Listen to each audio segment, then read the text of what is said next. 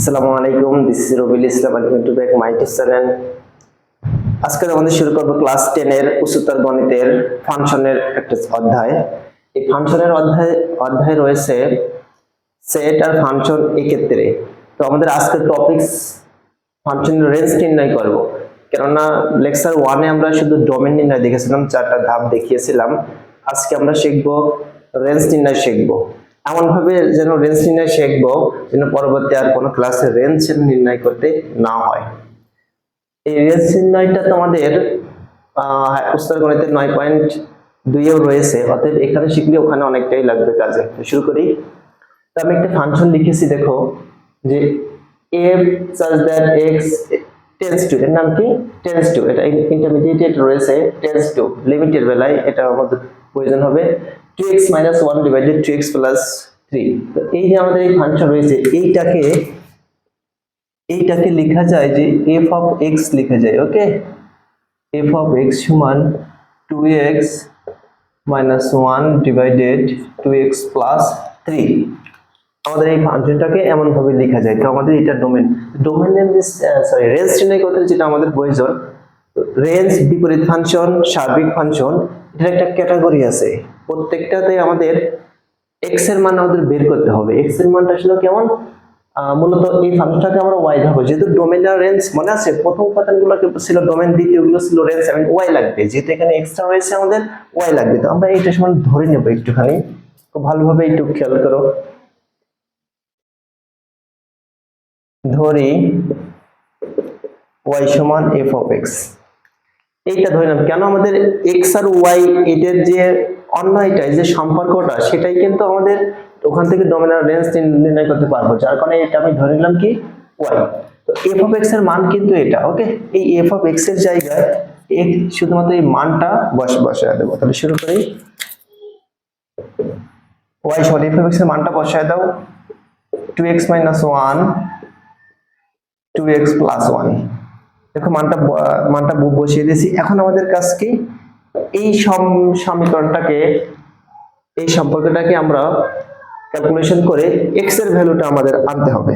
তো এর নিচে কিছু মানে 1 আছে, আমরা আর একটু গুণ করি, এটাকে ক্রস গুণ বলা হয়। ঠিক আছে, দেখো y একবার 2x এর সাথে 2x y প্লাস y একবার 3 এর সঙ্গে 3y, চাইলে আলাদা করেও করতে পারো, জেনারেল ম্যাথে করতে, হায়ার ম্যাথে আমরা একবারই করার চেষ্টা করব।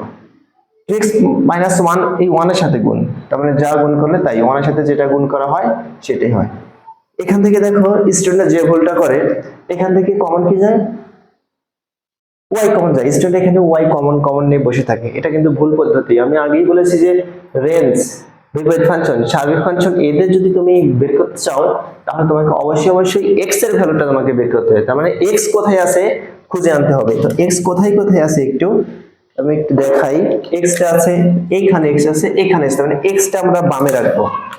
তো রাখো বামে 2x, y টা প্লাস, এর পাশে নিয়ে আসো মাইনাস, এর পাশে দেখো আমাদের কি আছে -1, এটা 3y চিহ্ন আমাদের প্লাস, এর পাশে মাইনাস হয়ে যাবে।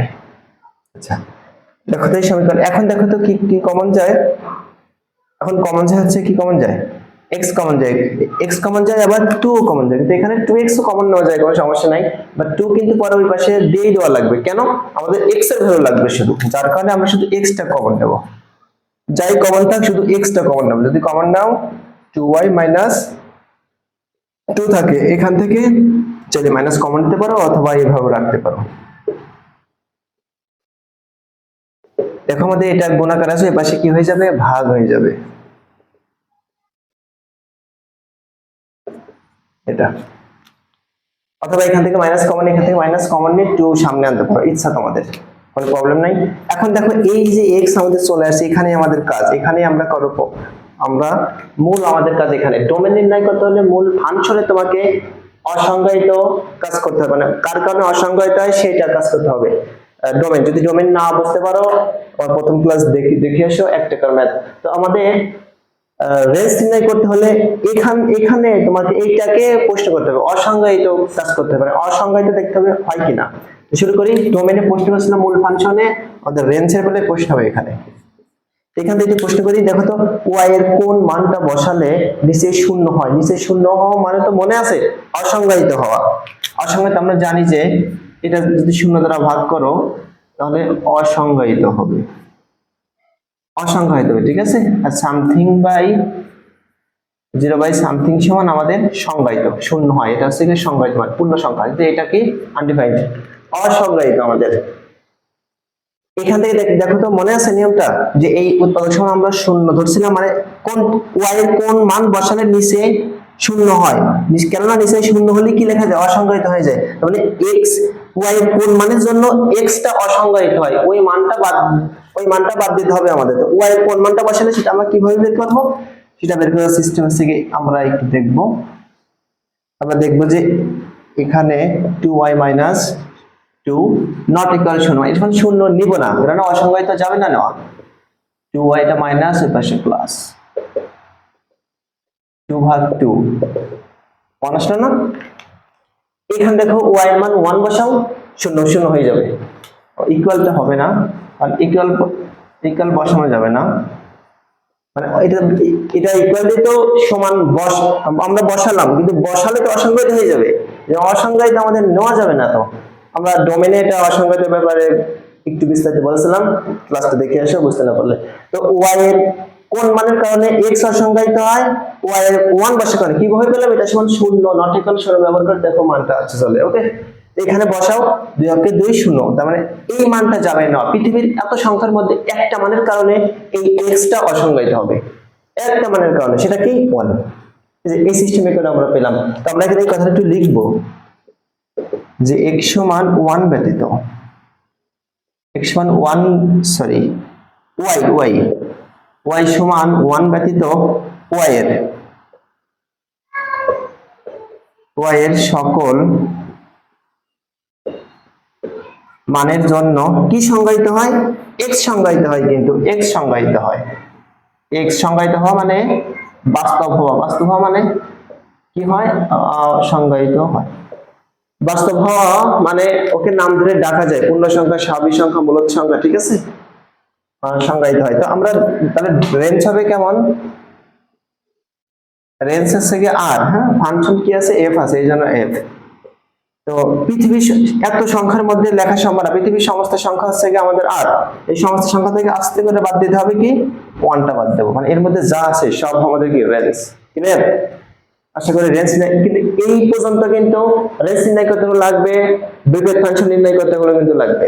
আর বিপরীত ফাংশন তো জানো এটা মোস্ট ইম্পর্টেন্ট, বিপরীত ফাংশনটা। তো দেখো তো রেঞ্জ নিয়ে প্রশ্ন আছে কিনা, প্রশ্ন হলে কমেন্টে জানিয়ে দিও, আমরা পরবর্তী ক্লাসে ইনশাআল্লাহ উত্তর দেওয়ার চেষ্টা করব। যদি বুঝতে থাকো আমরা আরেকটা ফাংশন দিয়ে রেঞ্জটা একটু বোঝাই, ক্লিয়ার হয়ে যাবে। আমরা এখানে একটা ফাংশন চেঞ্জ করে নেই,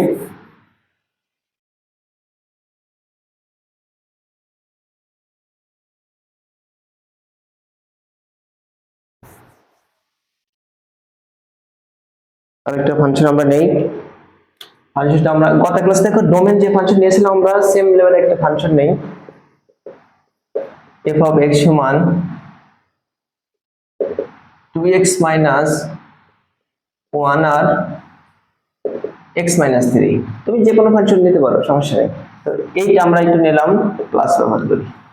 তো এই ফাংশনে আমরা নির্ণয় করবো রেঞ্জ নির্ণয় করবো, ওকে, রেঞ্জ নির্ণয় করবো। তাহলে যেহেতু আমাদের x আছে, তার মানে রেঞ্জ নির্ণয় করতে হলে আমাদের ক্রমশ লাগবে, তাহলে y একটা লাগবে, ধরে নাও এখানে লেট ব্যবহার করতে পারো, y সমান f of x, y এর মানটা একটু বসায় দাও, সরি f of x এর মানটা বসাতে, এটা আছে f of x এর মান, হ্যাঁ, বসায় দিলাম। এখন একটু আর গুণ দাও, আর গুণ করে দেই। তো y একবার x এর সাথে xy প্লাস y একবার 3 এর সঙ্গে 3y, ওকে। 2x 1 একবার 1 এর সাথে, মানে কোনো পরিবর্তন হবে না, যা আছে তাই। এবার আমরা এখান থেকে স্টুডেন্টরা আবার বলছি ভুল করে, y কমন যায়, নেওয়া যাবে না, আমাদের x এর ভ্যালুটা লাগবে।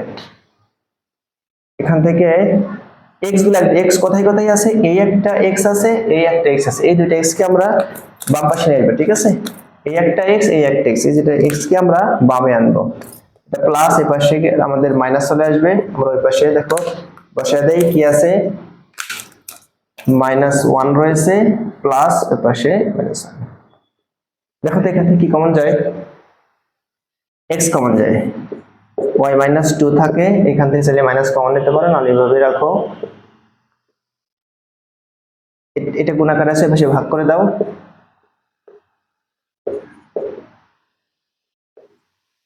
আচ্ছা এখন একটু তাকাও, যে আমাদের এখানে তোমরা একটু দেখো যে ভগ্নাংশ আছে, মানে অসংজ্ঞায়িত হওয়ার একটা সম্ভাবনা কিন্তু আছে। ওকে, অসংজ্ঞায়িত একটা সম্ভাবনা রয়েছে। তাহলে দেখি আমরা কি সম্ভাবনা রয়েছে, এইটার সাথে তো শূন্য হয় কিনা, y এর কোন ভ্যালু আসলে শূন্য হয়। এটা যদি ভগ্নাংশ জটিলে থাকে শূন্য ধরে নেবা, যদি না হইলেও কি হবে শূন্য ধরে নেবা। ওকে, আমরা একটু দেখি y-2 শূন্য, কিন্তু শূন্য নেওয়া যাবে না, ঠিক আছে, আমরা তো অসংজ্ঞায়িত মানটা নিচ্ছি না।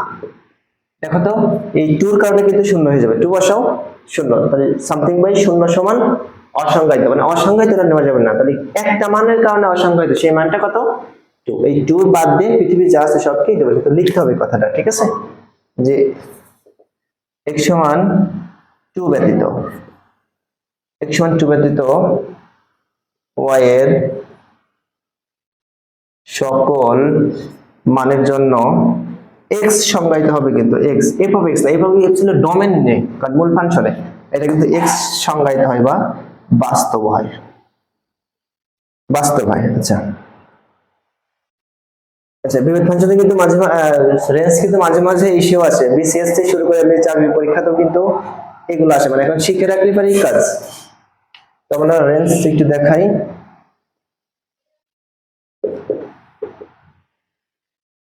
রেঞ্জ আর এফ সমান কি লিখবো, পৃথিবীর সমস্ত মান থেকে আর এখান থেকে বাদ যাবে কোনটা, শুধুমাত্র 2টা বাদ যাবে, এই 2 বাদ, এর মধ্যে যা আছে সব আমাদের কি হবে, রেঞ্জ হবে। আশা করি বুঝতে পেরেছো। থাম্বনেলে কিছু ফাংশন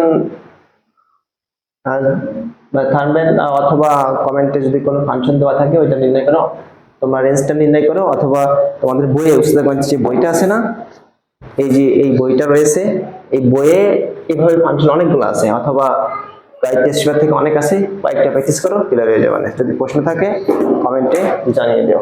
আচ্ছা, তা আর কি ফাংশন দেখানো লাগবে, সবগুলো নিয়ম সেম, আমি আর প্র্যাকটিস করতে চাচ্ছি না, তোমরা এটা প্র্যাকটিস করো। তো আমরা এখন যদি ভগ্নাংশ না থাকে তখন তাহলে তুমি রেঞ্জ নির্ণয় করবে কেমন করে, দেখে আসি একটু। তখন আমাদের যে কাজটা করতে হবে, এই ফাংশনটা মনে করো যে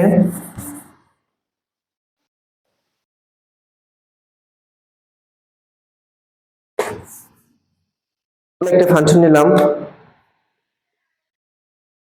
2x - 3, একটা ফাংশন নিলাম, এখন এই ফাংশনের আমরা রেঞ্জ নির্ণয় করব কেমন করে, কোনো ভয় নেই, সেম নিয়মে কাজ করো। y সমান f of x, মানটা বসায় দাও, f of x এর মান বসায় দাও, 2x এখান থেকে y এর মানটা একটু বের করো, সরি x এর মানটা বের করো, আমাদের x যদি এই পাশে আসে, এটা মাইনাস এই পাশে এলে কি হয়ে যাবে, এটা +3, এই পাশে 2x, তো 2x এর পাশে না আমাদের x এর ভ্যালু লাগবে, তো এই জন্য গুণাকার আছে পাশে ভাগ হয়ে যাবে। এখন দেখো তো তোমাকে প্রশ্ন করতে হবে, এখানে এখানে দেখো তো নিচে কোনো চলক আছে নাকি, নিচে কোনো চলক নেই, তার মানে এখানে অসংজ্ঞায়িত, নিচে যদি চলক না থাকে অসংজ্ঞায়িতের কোনো সম্ভাবনা নেই, কেন অসংজ্ঞায়িত হতে নিচে শূন্য লাগবে, এই জন্য অসংজ্ঞায়িত হবে। তো এখানে কি অসংজ্ঞায়িতের সম্ভাবনা আছে, নেই, তো y কোন যে কোনো একটা মান ধরো, 2 ধরো, 5 2 দ্বারা ভাগ করলে আসবে 2.5, যে কোনো মান ধরলে একটা আউটপুট দেবেই তোমাকে, মানে যে কোনো একটা ইনপুট বসাবা, পূর্ণ মূলত অম্লজ সংখ্যা পূর্ণ সংখ্যা যে কোনো একটা বসাবা, দেখবো যে আউটপুট একটা বাস্তব মান পাচ্ছ। বাস্তব মান সম্পর্কে তো বুঝতে পারছো, পৃথিবীর সমস্ত মান থেকে বাস্তব মান, স্বাভাবিক সংখ্যা, পূর্ণ সংখ্যা, মূলত অমূলদ সংখ্যা, তো আমাদের এখানে যাই বসে একটা আউটপুট দেবে, কিন্তু নিচেই যদি চলক থাকে তাহলে কিন্তু একটা মানের কারণে অসংজ্ঞায়িত হওয়ার সম্ভাবনা আছে, যেটা একটু আগে ক্লাসে বলেছি। তাহলে এখানে y এর যে কোনো মানের জন্য কি x টা সংজ্ঞায়িত, ওকে, y এর সকল মানের জন্য, y এর সকল মানের জন্য x বাস্তব হয় বা সংজ্ঞায়িত হয়, তাহলে রেঞ্জ আমাদের কি হবে, আশা করি বলো তো রেঞ্জ কি হবে, রেঞ্জ পৃথিবীর সকল সংখ্যা মানে r, ওকে।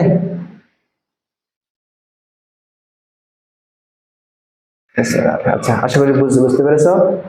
তো এই ধরনের যদি রেঞ্জ প্রবলেম থাকে, যেটা অঙ্কটা রেঞ্জে প্রবলেম, কমেন্টে অবশ্যই বলে দিও। তো আজকে কি আমাদের বিপরীত ফাংশন কি ধরবো? বিপরীত ফাংশন ক্লিয়ার করে দেবো না আরেকটা ক্লাসে নেব? আচ্ছা, বিপরীত ফাংশন আমরা আরেকটা ক্লাসে ইনশাআল্লাহ বোঝাবো। তো কিছু হোমওয়ার্ক দেই, এগুলোর রেঞ্জ তোমরা নির্ণয় করো।